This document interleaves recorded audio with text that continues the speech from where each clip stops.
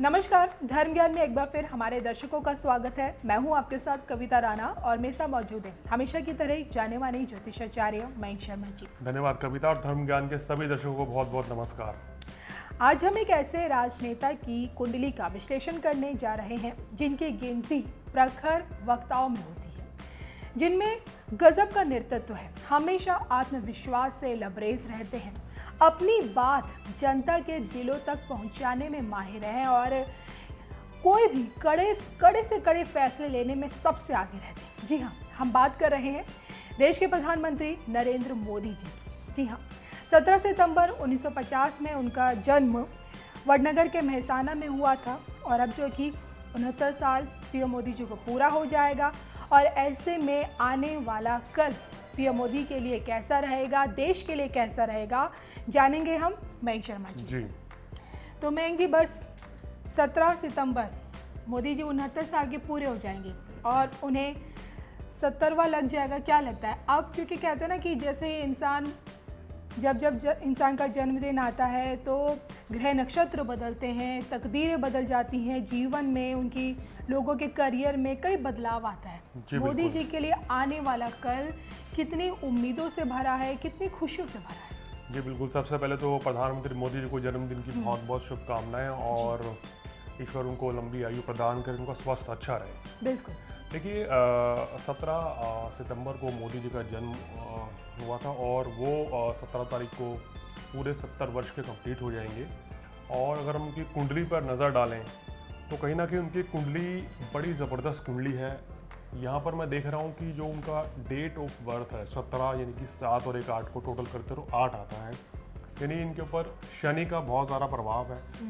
और जिन वर्षों में इन्होंने बड़ी तरक्की करी है, काफ़ी लाइमलाइट में है, वो सब शनि के वर्ष होते हैं उसके बाद। और शनि का मूलांक ये कहता है कि शुरुआती जीवन में बड़ा संघर्ष रहता है और व्यक्ति फिर आगे जाके बहुत अच्छी सफलता अर्जित करता है। और मयंक जी, मुझे याद है जब मैंने पिछली बार जब आपसे मोदी जी की कुंडली का विश्लेषण जब करवाया था धर्म ज्ञान पे, तब भी आपने कहा था कि मोदी जी को देश का राजा बनाने में शनि की उसमें बड़ी भूमिका है। बिल्कुल बिल्कुल बिल्कुल, बहुत बड़ी भूमिका है शनि की।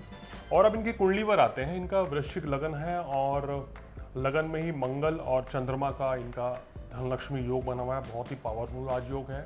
4th हाउस में इनके बृहस्पति हैं, 5वें भाव में राहु हैं और 10वें भाव में शनि और शुक्र का बहुत ही ज़बरदस्त राजयोग है, जो कि उनको उच्च पद की प्राप्ति करवाता है। जिन्होंने देखिए शनि कितना अहम रोल है, मूलांक का स्वामी भी शनि है, 10वें भाव में भी शनि बैठे हुए हैं, तो शनि के कारण इनको उच्च पद की प्राप्ति हुई है। और एकादश भाव में सूर्य, बुध और केतु का योग है। ये बहुत ही अच्छा योग माना है। इनकी कुंडली में जो एक अच्छे वक्ता हैं उसका कारण क्या है कि एकादश भाव में सूर्य और बुध की युति के कारण बहुत अच्छे वक्ता हैं। जो ये बोलते हैं लोग जानना और सुनना पसंद करते हैं। और इसकी दृष्टि 5वें भाव पे पड़ती है, तो 5वां भाव यानी जनता का होता है, तो जनता से प्यार मिलता है, जनता का पूर्ण सहयोग मिलता है और जो ये जनता से उम्मीद रखते हैं जनता उस पर खरी उतरती है। मैं ये जानना चाहती हूँ जन्मदिन के मौके पर मोदी जी के कि सबसे पहले उनका स्वास्थ्य कैसा रहेगा? जी देखिए, इस वर्ष अगर हम बात करें तो हर वर्ष का एक वर्षफल निकाला जाता है कुंडली के हिसाब से, और वो वर्ष आपके लिए कैसा रहेगा। दशांतर दशा तो अलग होती हैं, गोचर की स्थिति अलग होती है, लेकिन हर वर्षफल अलग अलग परिणाम देता है। और ये वर्षफल कैसा रहने वाला है मोदी जी के लिए, तो इस वर्षफल जो स्थिति बंदी है वो निकल के तुला लगन आ रहा है और जो इस समय मुंथा है वो 12वें भाव में है इनके, यानी सूर्य बुध की युति के साथ है। और 3य भाव में गुरु केतु रहेंगे, 4th भाव में शनि रहेंगे वर्षफल में, 7वें भाव में इनके मंगल है और 9वें भाव में राहु, 10वें भाव में शुक्र और 11वें भाव में इनके चंद्रमा की स्थिति रहेगी। तो ये कुछ ग्रह स्थिति बन रही है। अगर हम इस स्थिति पर नज़र डालें तो ये दिखाता है कि मोदी जी को इस वर्ष ज़्यादा मेहनत करनी पड़ेगी और उनकी जो दिनचर्या है, जो लाइफ है, वो बहुत भाग दौड़ भरी रहने वाली है। ये इनके सितारे इस समय बता रहे हैं। और लेकिन इस समय उनको यात्राएं भी ज़्यादा रहेंगी, जो ग्रह स्थिति बता रही है। लेकिन इनको अपनी सेहत का ध्यान रखना चाहिए क्योंकि मुंथा की स्थिति बहुत शुभ नहीं है, जिसके कारण इनको अनायास मानसिक तनाव या सेहत इनकी कुछ इस वर्ष खराब रह सकती है।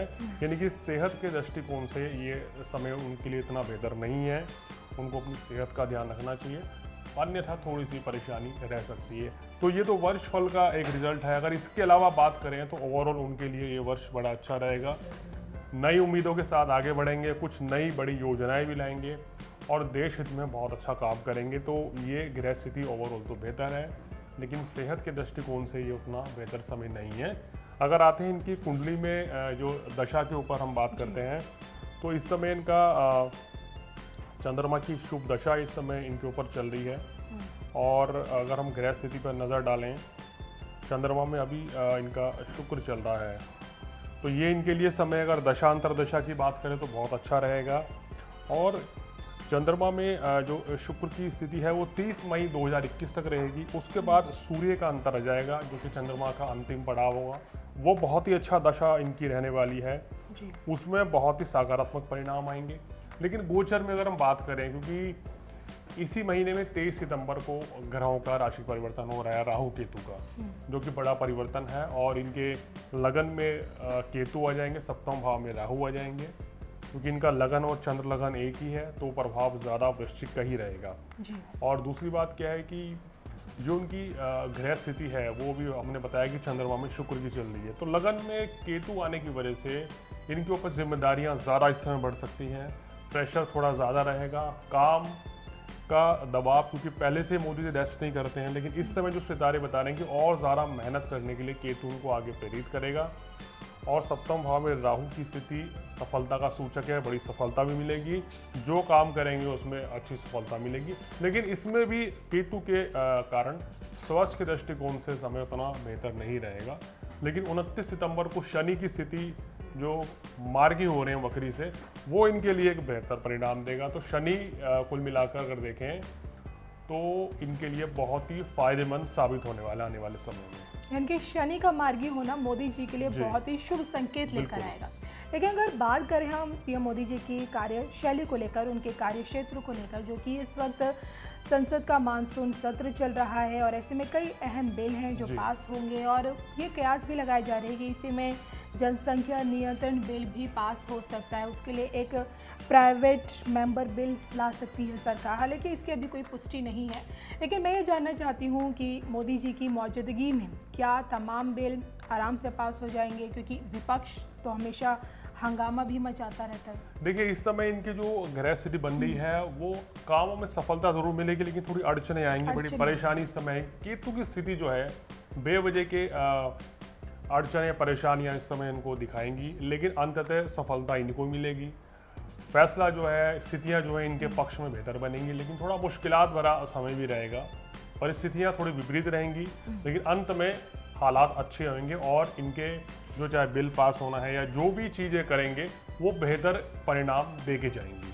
मैं जैसे कि सर मैं चीन को लेकर आपसे जानना चाहती हूँ, क्योंकि सरहद पर जिस तरह का तनाव इस वक्त बना हुआ है भारत चीन बॉर्डर LAC पर, खास तौर पे पेगोंग झील के उत्तरी दक्षिणी इलाके पर, क्योंकि चीन ने भी अपनी टुकड़ी बढ़ा दी है और यहाँ से भारतीय सेना भी चीन की हर कार्रवाई का मुंह तोड़ जवाब देने के लिए तैयार है। क्या लगता है आपको, क्योंकि जिस तरह के राजनाथ सिंह का बयान, फिर चीन का बयान, दोनों मुल्कों के रिश्ते पीएम मोदी जी के नेतृत्व में, क्या लगता है कब जो ये रिश्तों पे जो बर्फ जो जमी हुई है कब पिघलेगी? देखिए, इस समय अगर इनकी स्थिति की बात करें और देश की ग्रह स्थिति की बात करें, जैसे मैंने बताया था कि हमारे देश की वृषभ लगन कर्क राशि है, तो ग्रह स्थिति मैंने आपको बोला था कि 16 दिसंबर तक उतनी बेहतर नहीं रहेगी, तनातनी बनी रहेगी। जो रिश्ते सुधरने चाहिए वो इतने इम्प्रूव होते हुए नजर नहीं आ रहे हैं। तो चंद्रमा में शनि की अंतर्दशा किसी के लिए भी शुभ नहीं होती है, ऐसे देश के लिए भी स्थिति उतनी बेहतर नहीं है। तो 16 दिसंबर के बाद ही हालात जो हैं बॉर्डर पर बेहतर होते हुए नजर आएंगे।